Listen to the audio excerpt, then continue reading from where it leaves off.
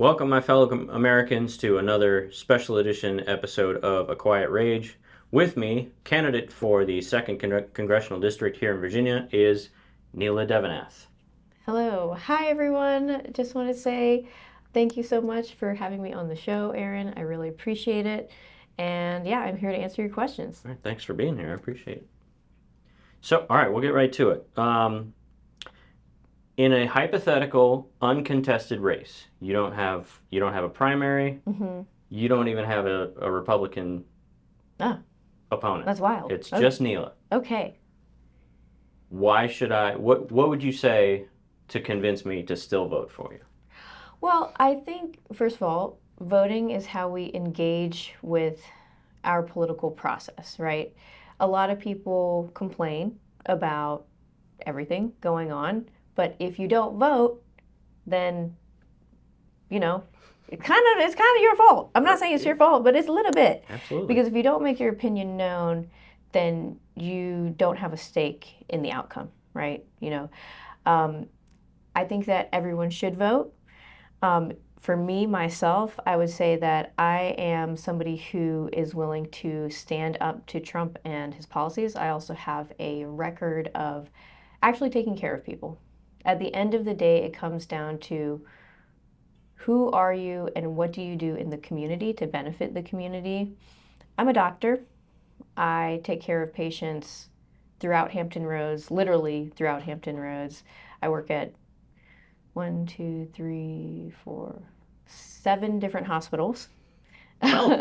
So I'm a hospital doctor, so I do acute care and ICU and emergency rooms and hospital wards.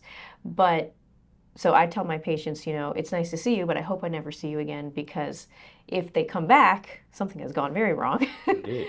But unfortunately, what I'm seeing in the community is that there's a lot of sick people, right? And I have been there at people's bedsides when they're on the brink of death. I have been there when they pass on. I have been there when they've recovered. And I am an advocate for human dignity and health. In this country, we have a very broken system when it comes to healthcare. And I know I'm kind of like jumping into the priorities that I have, but it's so ingrained in me and it's so close to my heart because when I see people literally losing their lives when they don't have to in this quote unquote prosperous society, first world country, Yeah. that shocks me. It should shock anybody. But I've seen it now so many times that I'm almost becoming numb to it. And that's shocking in and of itself. Um, I decided to start running for Congress because I was seeing so many people who were so ill from preventable diseases, particularly actually in our community, our veterans, that I was like, what's the root cause? Because here's this veteran, as you probably heard, the most common story and the most common patient that I have is a veteran with a foot infection, literally all the time in the hospital. Small toe infection, can't get an appointment at the VA for 9 months about. Infection spreads to the foot, to the leg. I'm calling a surgeon to chop off their leg, right? Because we gave them all the antibiotics in the world. It couldn't basically treat the infection because the source, it was just too infected. Right. So, I thought about it and I'm like, why are we amputating people every week I'm in the hospital? This is somebody who served our country and now I'm like taking away their ability to walk. How did we get here, right? We got here because they couldn't get the appointment at the VA. They are on Medicaid, right? And the VA system is stretched too thin, so that's why they switched, or maybe they couldn't get an appointment in the community. It's about access to healthcare. And so I said, okay, so I can give you medicine, I can call this surgeon, but how can I affect access to healthcare? When Jen Kiggins signed the Big Beautiful Bill,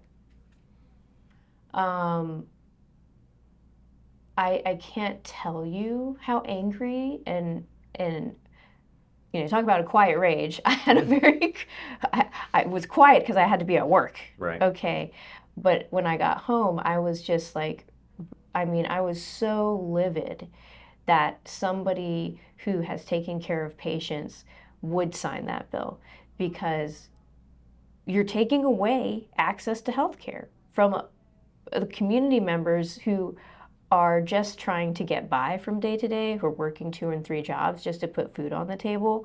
And now you're cutting Medicaid, which community members rely on and our veterans rely on. So it doesn't make sense. You're just making everybody sicker in this community. That is not good representation. And I used to be a lawyer 10 years ago.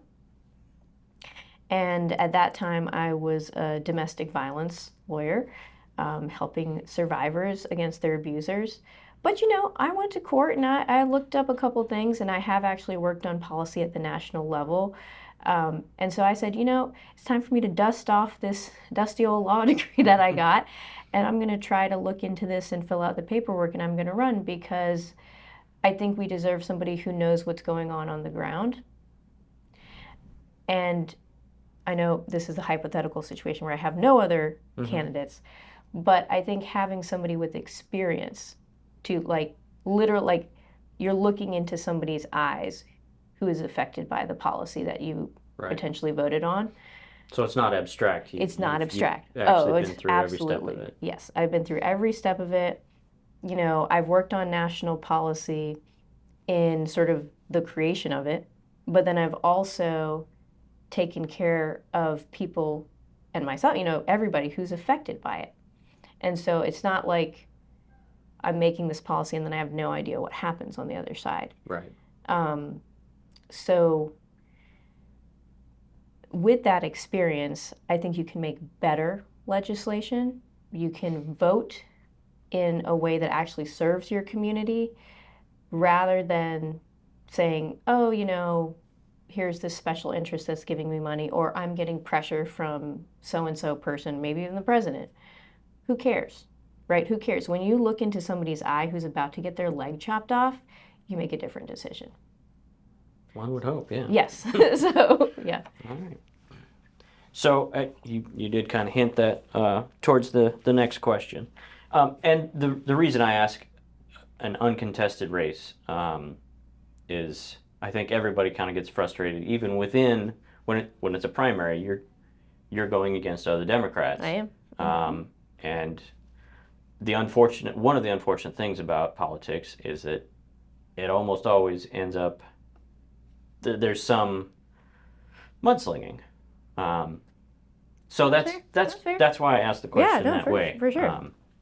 To try and avoid that across the board. That's fair. Anyway, so my next question: what are 2 or 3 of your, if elected, what would be 2 or 3 of your top legislative priorities? Yeah. Obviously, healthcare. Healthcare is number 1 for me, just because of my background, just because I think it literally does relate to life or death, and whether people are able to even just get up and live, go to work, right? Do care for their families.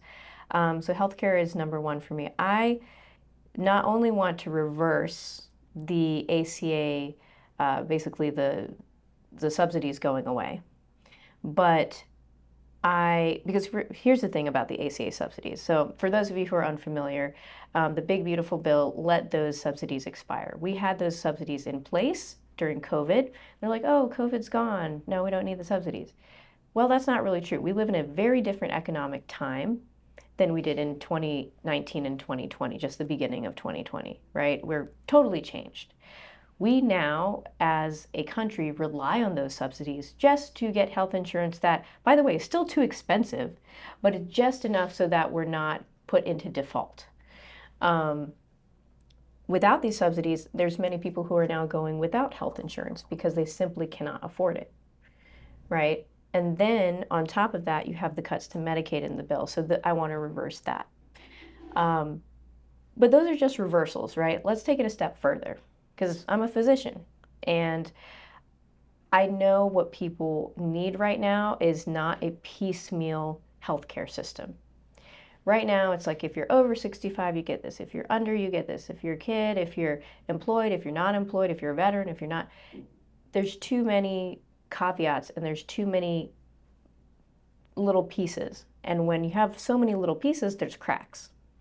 And so many people fall through the cracks. We need universal health care, whether that is a Medicare for all option, which I strongly support because I think that having that option will start to drive down prices with private insurance companies and basically providers of care. I think we need to start. Is it going to happen overnight? No, it's not going to happen overnight. Nothing in government ever does. Nothing in government ever does, but especially not healthcare. Right. And it might take 10, 20 years. But the problem that we're having in Congress right now is that there's not enough people in Congress who are willing to just say, just the willpower of let's start. Right. Right. With Obamacare, it became such a big compromise that a lot of the legs were cut out from underneath it, which is why it was in some ways kind of ineffective. There was some options for people and it definitely did get a lot of people coverage, but because there was just too much compromise, it didn't do what it was supposed to do. Right. And we need to have people who are bold, who say enough is enough and go for universal health care. So that's one of the biggest pillars that is part of my platform. The second, which really second first, it's kind of up in the air. They're pretty much about the same importance, really, is affordability. So everybody's dealing with affordability. We got the gas prices, housing prices, groceries, utilities. I am a doctor and a lawyer, but those weren't really my areas of expertise, economic policy. And so I decided, because I'm a forever student, to educate myself on that. And when my baby was probably about a month old, which I can't believe I did this, I dragged him and my husband up to DC. So just after giving birth in April. And I learned a lot of stuff. I read a lot of stuff online, anything I could get my hands on. But I said, I need to know more. So I met with senators, congresspeople. I went to conferences, talked about all the different kind of legislation that's in the House and Senate right now and the different proposals that are there. I was like, what can we do about affordability that's going to give people relief right now? And what I am putting my support behind is the Working Americans Tax Cut Act. I don't know if you've heard of that. I don't believe I have. So yeah, it's currently in the House and Senate. It would provide an immediate tax cut for anybody whose income is basically at the national cost of living, which is around $45,000 to $50,000 a year. Okay. So for anybody who made that income or below, no federal income tax. None. This is going... That would be huge. It would be huge. That would be massive. Massive, right? And that's why I was like, this honestly makes too much sense, right? Because even at $45,000 and $50,000 in many localities, many states, across the nation, that's still, that's not enough to survive, right? It's barely enough to survive here in Hampton Roads. Right. And people are working paycheck to paycheck, and this would give people an immediate relief, right?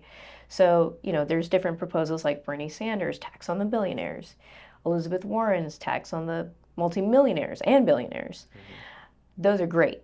We do like those. We want those because they create revenue that is going to fund domestic programs like healthcare, like childcare, like education. But it's going to take time to collect that revenue. And so in the meantime, what are people going to do? Because they still got the bills to pay, right? So what I like about the Working Americans Tax Cut Act is it is a beautiful marriage, right? It gives people the immediate relief while, say, Bernie Sanders or Elizabeth Warren's proposals, whichever one wins out in the day, and I hope one of them really does, can build up that revenue.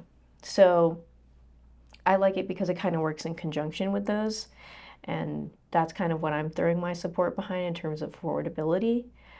And then the third kind of pillar that my platform stands on. And by the way, this is not all encompassing of all the issues that I am supporting or not supporting. Please check out my website because if you need to know more, or come see me in person at one of our events, I'd love to answer your questions, or be on lovely shows and podcasts like Aaron's. But the third pillar is really ending financial corruption in Congress, which I think is something that differentiates me from some of the candidates in the primary currently. I don't take any corporate PAC money. I don't take any money from APAC. I don't believe in stock trading, individual stock trading in Congress. And I also That believe, seems to be pretty popular across very the board these popular, days. very popular, unfortunately. And I also believe in term limits. And the reason is because, and I think this is actually both on the left and on the right, people are sick and tired of this corporate kind of establishment, right, of the elite that are controlling all of these different aspects of our lives. And unless you're really paying attention, you almost don't know it. But people are starting to wake up. People are seeing that, okay, so this billionaire owns this company that, you know, is putting this data center in here, and now my drinking water is turning brown, right? Yeah. Or this politician voted this way, but if I look who funded them on this decision that doesn't make sense for the community, oh, I see the connection here, Right. right? And so, you know, let's talk about the war in Iran, right? There are foreign interests that want to keep the war going. And I disagree with that highly. I don't think that this war is authorized. I don't think we know exactly. Certainly not.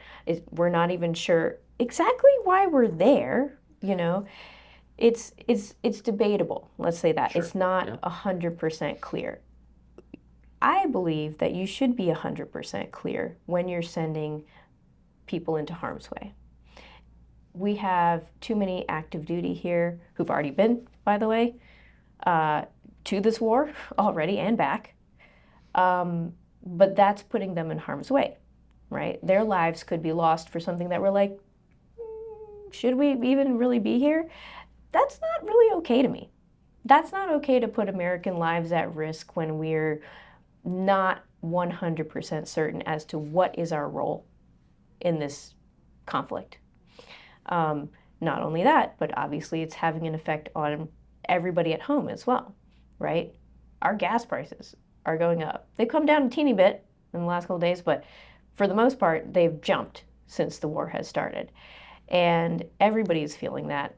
If you live in Hampton Roads, you know, because we're driving everywhere all the time. We spend at least like 20 to 30 minutes in our car, regardless of where you live, to get to any other part. Right. Well, and as the saying goes, gas prices go up like a rocket and come down like a feather.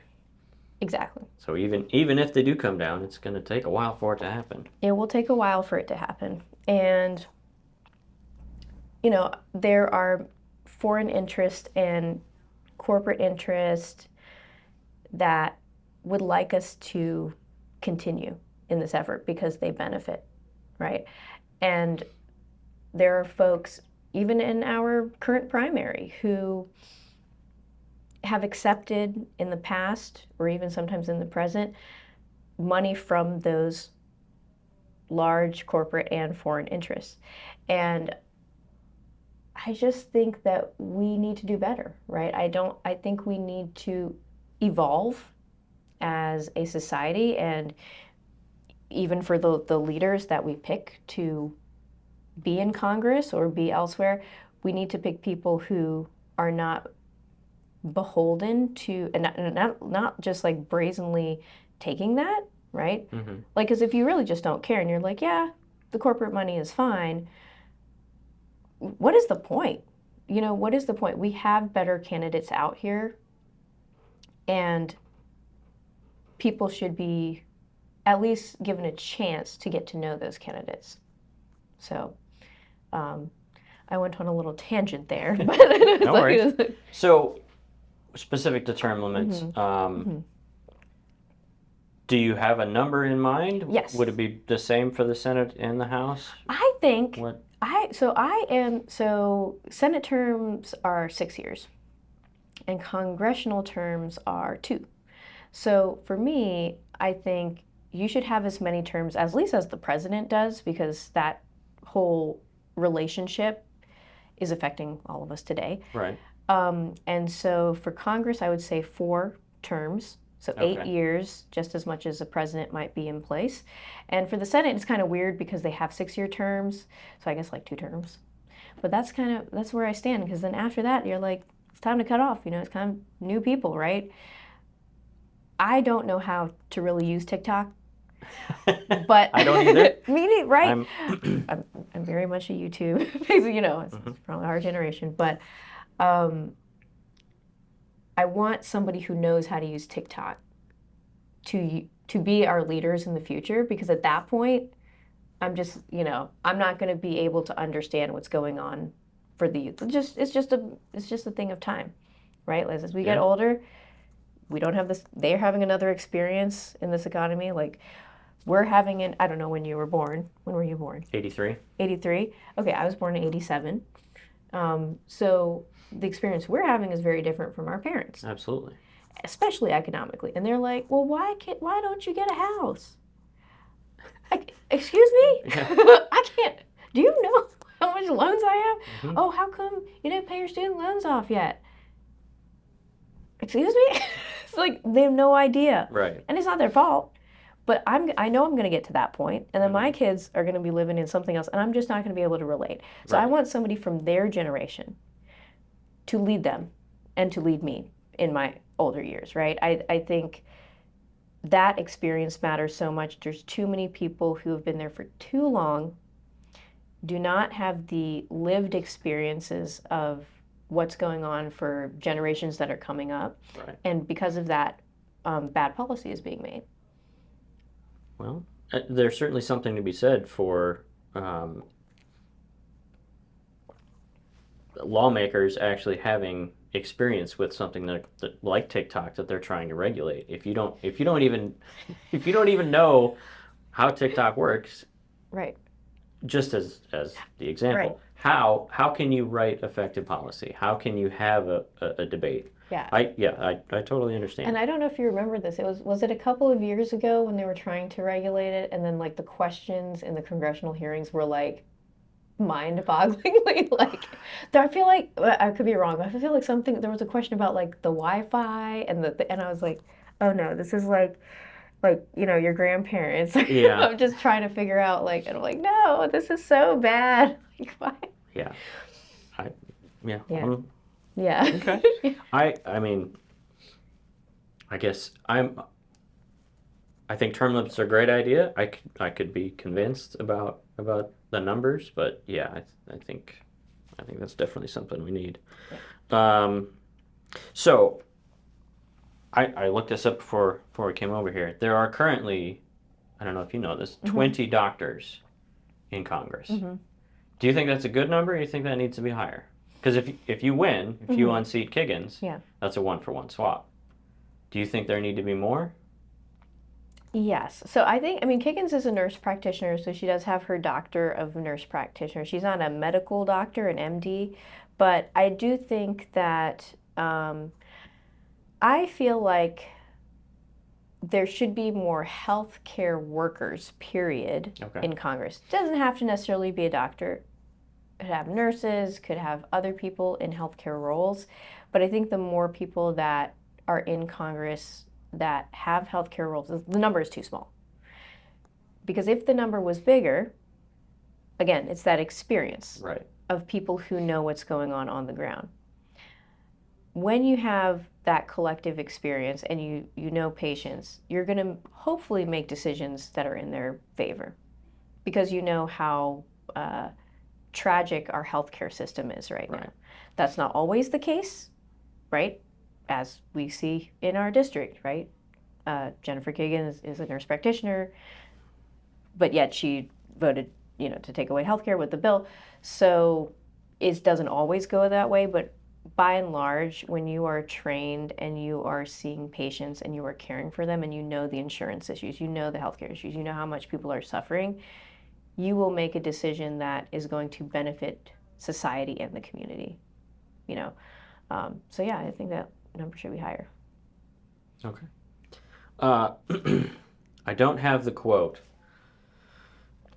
but there was in England, like turn of the last century, there was debate in Parliament about whether or not it should be mandatory to put bathtubs in any new apartment buildings, any new flats that were built. Mm-hmm. And there was strong debate against it. And some people, there was one minister of parliament, one MP that actually said, poor people who are going to be living in these apartments are too stupid to use bathtubs. They'll just store coal in them. And there was, and famously, and then I don't remember who, and I don't have the exact quote, but famously there was a politician on the other side who said, I don't want them to have bathtubs for them. I want them to have bathtubs for me. Nobody wants to be standing in line at the post office behind someone who hasn't had a bath. Similarly with healthcare, there seems to be a portion of the population who thinks that we shouldn't be giving any sort of healthcare to undocumented immigrants, for example. If you're poor, too bad. I really think those people are missing the boat on if there are people that are dying in the streets, that's nobody wants to live in the city where there are people dying in the streets. Nobody wants to live in that country. I was in the Navy for 20 years. I've traveled to places where that is the case. And I can't tell you how happy I was to leave those places and be glad that I had the option. How does that hit you? Where do you think people are missing the boat on that? Well, first, a couple of things. Thank you for your service. And, I think those quotes are shocking and really just out of line and out of touch with everyday people. I think that sometimes I think it's a problem of caring. It's a problem of compassion. Right. We have been very individualistic as a society. And that's fine. We have our own things, our own passions, but in some ways it has, especially in the last couple of years, caused a lot of recent division, right? And between the haves and the have-nots. And I agree with you that nobody wants to be in a country where people are dying on the streets. And while it was awesome that, you wanted to come home, there are people still dying on the streets even Absolutely. here. The people who think that just because somebody doesn't have enough money that they shouldn't have health is just wrong. If they're that far gone, I'm not sure how I could convince them, but to say wealth comes and goes, money comes and goes, jobs come and go. You might be at the top one day, but you don't know what's going to happen the next day. People's lives change like that all the time. And, life is like that. I'm a religious person. I think God just makes certain decisions sometimes, right? You don't know where you're going to end up. And every single person deserves to be healthy and be well and to live and thrive and survive, right? If you think that you're better than somebody else, that they don't deserve it because they didn't get their shit together and you did, just wait. Just wait, because something will be in store for you, I promise you, with that type of hubris, right? Every single person deserves compassion, deserves dignity, deserves health, and it should never be limited to the few. So, yeah, it's sad. It's sad when people think that way. There's another talking point that I think is far too common amongst conservatives, that somehow people are taking advantage of the healthcare system. I don't I don't know what that means. Yeah, Like, yeah. I can get into that a little bit. if you're sick, You're sick. you should go to a doctor. You should go If to you a have a doctor. broken leg, you Right. should get in an Right. ambulance. Like, Yes. And I think that that is widely misunderstood. You know, if you are sick, you will go to a place and they'll do what's called triage. Triage just means they're going to figure out what level of care you need to be at. Is this a small problem that maybe needs to be more dealt with your primary care doctor? You don't need to come to the emergency room. Or is this like a really urgent problem and actually you're so sick you need to go upstairs? right. They will decide where you need to go. Some people say that the medical system is being abused because there are people that come to the emergency room for small things. The reason they're coming to the emergency room for small things is because there is not enough primary care providers in the community, in the VA system. It doesn't matter what system you're in with all that piecemeal healthcare, there's not enough. There's not enough doctors, there's not enough nurses, there's not enough x-ray technicians. There's just not enough people to care for all of the people who are sick. And so I don't see it necessarily in that situation as an abuse of the system rather than a result of a broken system, if that makes sense. People are just coming to the emergency room because there's literally nowhere else to go that can serve you that quickly, right? Maybe there's some urgent cares. Have you gone to urgent care lately? There's lines out the door, right? I went a couple of months ago because I mean this is crazy. I had a splinter in my finger, and I tried to get it out myself, and it just stayed there for weeks and weeks and weeks, and I couldn't do it. So I went out to urgent care. I had this lovely, lovely nurse practitioner who injected my finger with some. Oh my God, that shot hurt so bad. But like I had to wait for a long Yeah. time, just like everybody else. And and the emergency rooms are also full, right? If you ever go to the emergency room, you know you're going to be there for 4 to 6 hours minimum, just sitting there. I did not know that the first time I Okay. ever went to, I had to take a buddy who cut his foot on some glass, and it was about 10 o'clock at night, and I thought emergency room, we're getting right in. Nope. We Nope. sat there for a Nope. while. No. And that's what people are upset about, right? They're upset about those wait times when Right. they go for more serious issues like maybe a heart attack or other things, that there's this long line and, you hear about. That's where the triage comes in, right? That's where the triage comes in. But it's just a problem of overflow, and because we don't have enough primary care providers to deal with those small things, that people end up coming to the emergency room last minute because that's just where they know to go. Other people will say it's an abuse of the system because, for instance, there have been some studies where there's been Medicare fraud or other things like that. Mm-hmm. While that does happen, because I'm not saying that it doesn't happen, there is some fraud that happens. It is a small percentage. Right. And if you say, for instance, I think a lot of the conservatives will say, we're trying to stop Medicaid and Medicare fraud. That's why those cuts are super important, right? What it does is the great vast majority, like the 90% that are actually eligible, that are actually benefiting and using it correctly, then get punished. Right. The unintended consequence. Right. And the thing is, no system is perfect. There is no system made with human beings that is 100% perfect. It's just never going to be the case.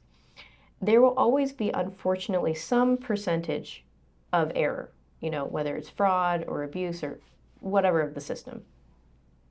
Then you have to ask yourself, if no system is perfect, what percentage of error or abuse or fraud or whatever are we willing to tolerate because we know the great benefit to society that this program has? And then that's a question of debate, right? But you can't say it zero. I mean, you could try.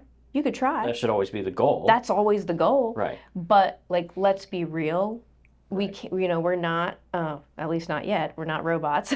So unless you robots out there, but as far as I know, there's always going to be some error of judgment, and some people will get away with some things, but it doesn't mean that the program is not helping people who really deserve it. So that's where I stand on that. Okay. So you've talked. I've heard you speak a couple of times at our Virginia Beach Democrats meetings, and mentioning that you would be the first woman of color elected to this district. Yes. We've got people like Secretary of Defense. No, I won't say war, because Congress didn't change that. Secretary of Defense Pete Hegseth saying things like, in the military specific, diversity is not a strength.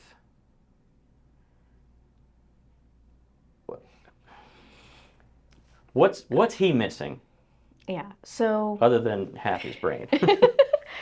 Definitely half his brain. I would say, I think the problem with folks who are after diversity and after DEI and all of these things that try to be inclusive of all the communities that make up America is that we come from different backgrounds, different experiences, and different perspectives. So if you don't have that representation, you can have your blinders on to an issue that might be affecting a large number of people in your whatever community that you're representing to do whatever it is for them, right? If you don't have at least a seat at the table of even one person from those communities, you have no idea what's going on. You may think you do, right? But as they say about assumptions, they make an ass out of you and me, right? So then you don't help people, and you may not see the problems that you're supposed to be fixing. I'm talking from the perspective of somebody who's running for office, right? If my job is to represent people, how can I do that in the fullest capacity if like half of the people that have a perspective have never even been in this position, right? In District 2, we're almost at 50% people of color. And yeah, there's literally never been a representative ever. And I think, that's a long time. That's 237 years. Mm-hmm. That's a long time. For not just one time out of the 237 times, just one time. Right. And so I think that, we're missing perspectives that should be there. So, you're a lawyer. Yes. You're a doctor. Now you're trying to run for you're running for not trying to. You are running for Congress. Are you going to save anything for the rest of us to do? Thanks, Aaron. Well, I know that, and I know this, and I'm trying to do this, but listen, there's plenty more. Indeed. Like I said, I don't understand TikTok. That's an area. I'm an elder millennial, so I guess for I'm that. like a middle elder millennial. I don't even know what I am, but like technology, guys, I'm sorry, not my forte. So I'm sorry about my social media. I try, but it is what it is. So, what can we do? You're running for Congress. You're trying to do the big things, and obviously people can and should be volunteering and voting. Because here's my pitch for voting.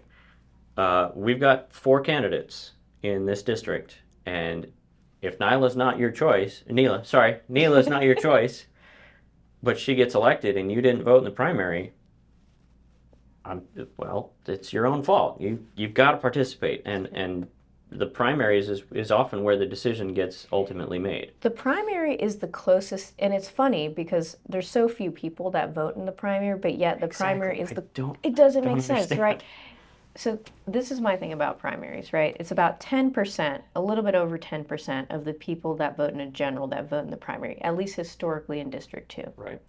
Yet the primary is the closest thing to the people. It's the first decision that they get to make. Right. Because let's be real, once you get to the top 2, That's it. it's just, that's it, and that's, those are your choices, If right? it's the lesser of two evils, then Right. And in the primary, you get to actually choose not just the lesser of two evils, you get to choose who matches your values. Because we have a pretty healthy primary. We have 4 candidates running. There used to be, I think was there up to 8 at some point? There were at least 6. Yes. I know, at one point, yeah. Yeah.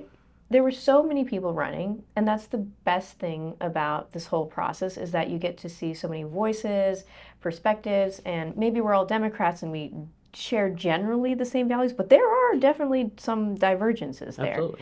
And then, you as a voter say, okay, who really jazzes me up? Like, can I see their vision, right? You get to make that choice first, and then you go on to the general. And yet, a lot of people don't vote in the primary. Yeah. And what's really interesting, unfortunate, I don't even know how to really call it for this election in particular, is that most people in Virginia are used to voting in November and then maybe in June if they vote in a primary. Right. But the primary is in August this year. So we have people who are going to be on vacation. They might be traveling. They might be starting school or a bunch of other things. They will not be paying attention on August 4th. So I am trying to get there and get out into the community and let everyone know that please go vote on or before August 4th. And in fact, early voting starts this Thursday, June 18th, the day before Juneteenth. So you got some time. Make sure you vote. Make sure you vote early, because especially if you do mail-in ballots, as you may be aware, you may not be aware, Trump is kind of doing his little thing. He's definitely sowing... with the post office. Yeah. What's the word? Well, he's putting out misinformation. Yes, misinformation, and also it's confusing because at least what is right now in place is that, it used to be when you come to the post office, that's the date it's postmarked, right? You drop off the letter, it's postmarked that date. Now it's postmarked whenever they get to it, whenever they process it. So Right. You can't control whenever they process it. So if you bring in your thing on August 2nd, but they process it on August 5th, too late. Your vote doesn't count. That's crazy. That's crazy to me. So I am telling everyone, go vote early, starting this Thursday. If you can, go in person.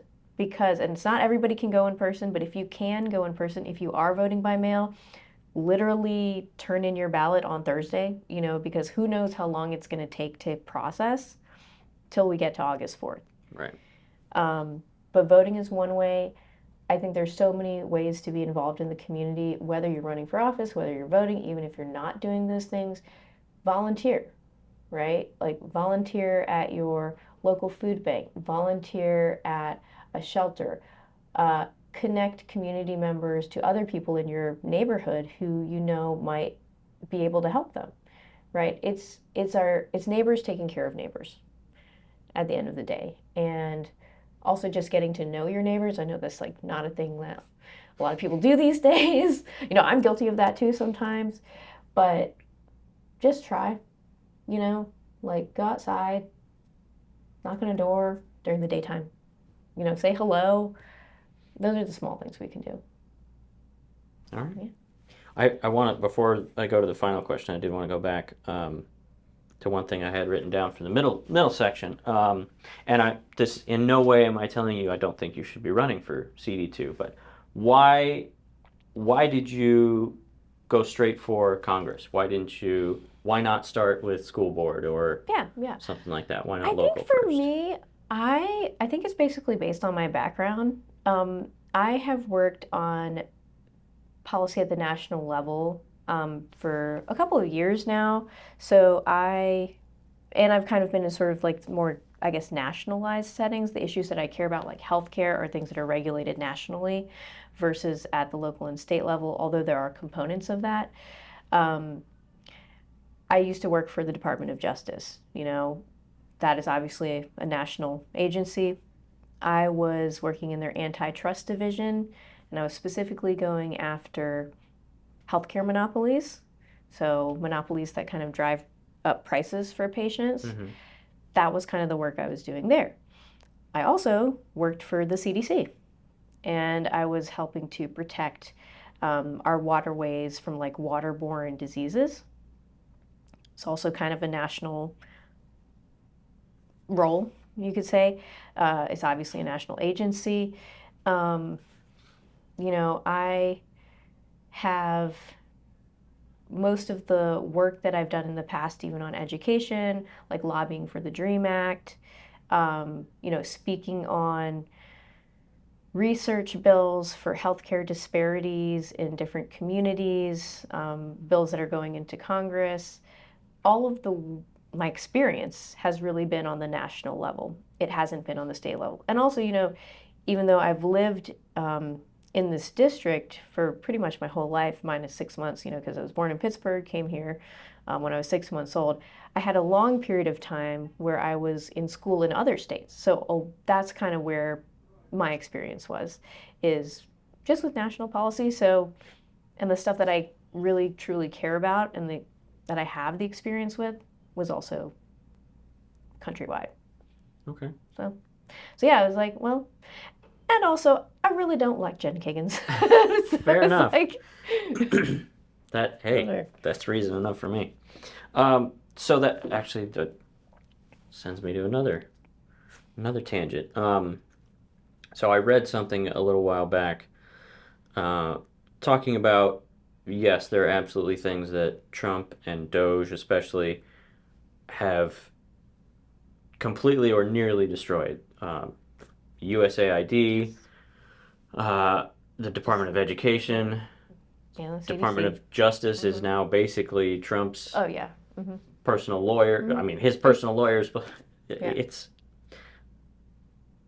But the point of the piece that I read was, yes, he's tearing these things down.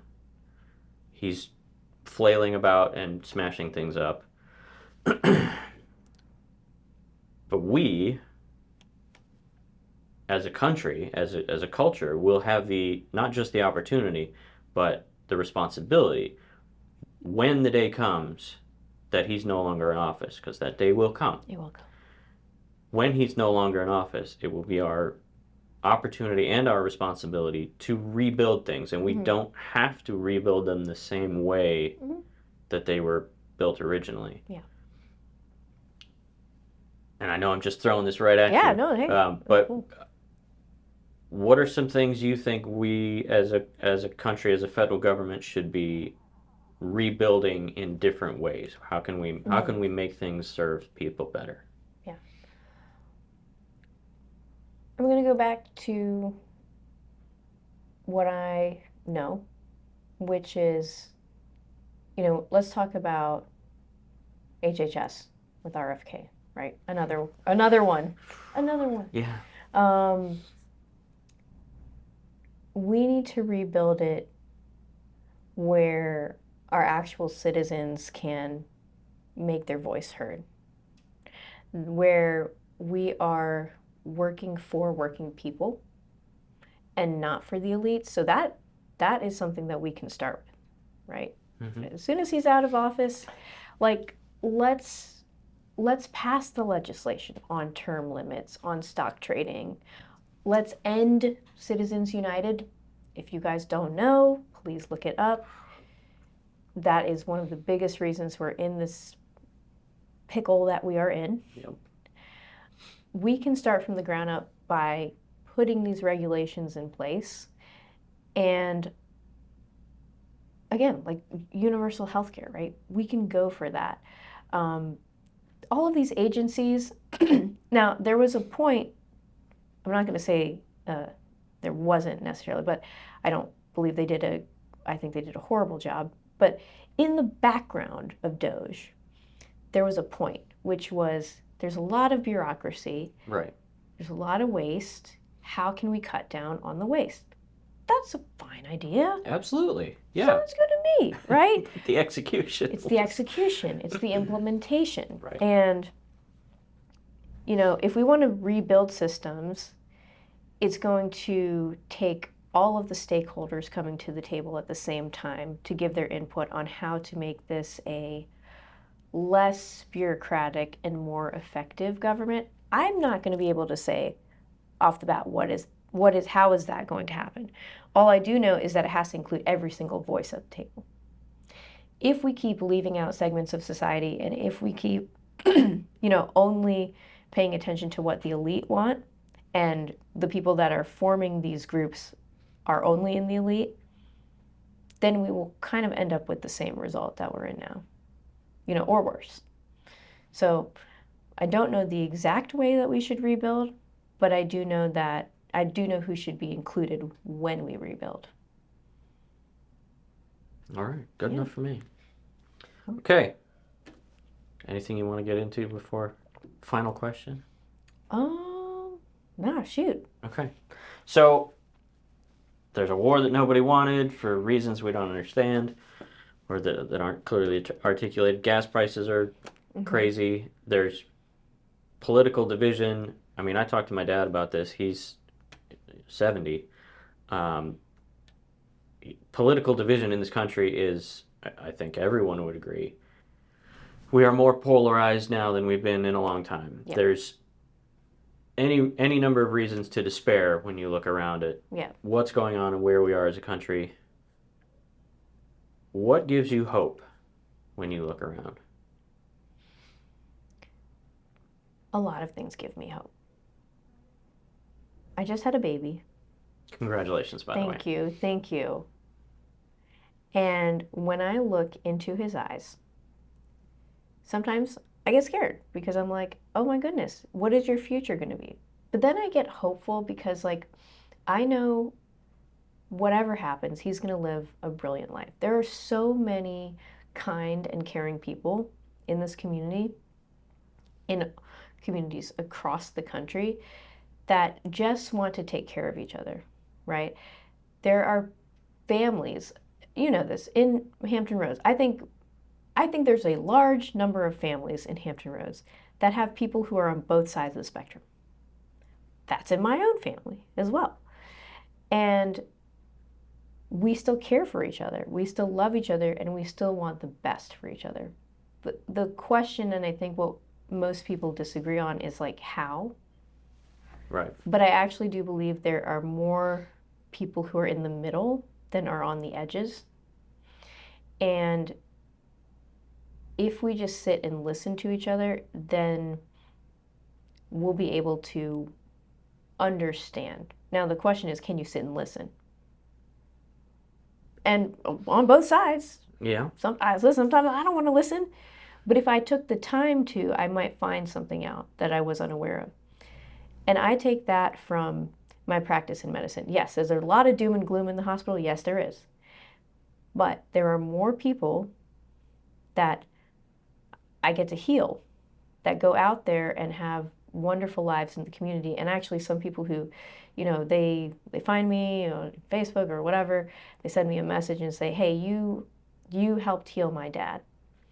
And now, he's having his 73rd birthday and our family couldn't be happier. There are those moments that still give me light and hope. And I don't know, maybe it's just an optimist in me. Maybe it's naive, but I truly believe people have not just a kernel of good, but there is the want to help others. We just have to bring it out, and regardless of what's going on the national level and all these big doom and gloom stories and all this hype, right? What's going on in your family, right? Those are the small moments that we can try to affect. And those are honestly the moments that control most of our lives, right? I'm not up in DC right now, okay? Yep.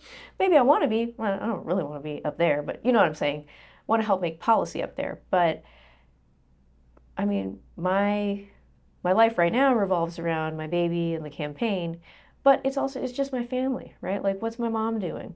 What's my husband doing? What's my baby doing, right? And what are my friends doing? My aunts, my uncles, my cousins. Those are the things that I think we should focus on. to give us hope and give us light. Yeah. All right. Yeah, of course. That's a great answer. Thanks. All right. You want to plug your campaign Yes. website?